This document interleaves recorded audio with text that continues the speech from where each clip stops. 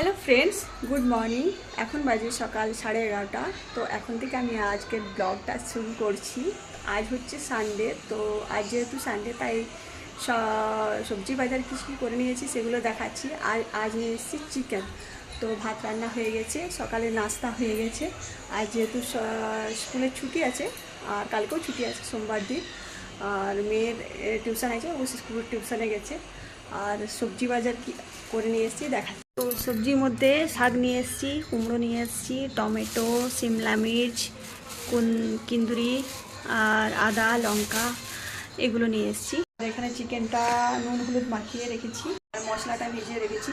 এরপরে চিকেনটা বানাবো। তো আজকে বৃষ্টি হয়নি, আজকে রোদ দিচ্ছে, খুব একটু গরম লাগছে, প্রচুর ঘামছি, যেহেতু রান্নাঘরে একটু বেশি গরম লাগে। আর সকালে সমস্ত কাজকর্ম সেরে নিয়েছি, এবারে খাবারটা বানাবো। আর ছেলেমেয়েরা আমার সবজি টবজি খেতে চায় না, এই চিকেন খেতে চায় না, চিকেন মাছ কিছু খেতে চায় না। তো ওদের জন্য আলাদা করে সবজি বানাতে হয়, তো এইগুলো বানাবো। আর পরে দেখা যাক কী বানানো যায়।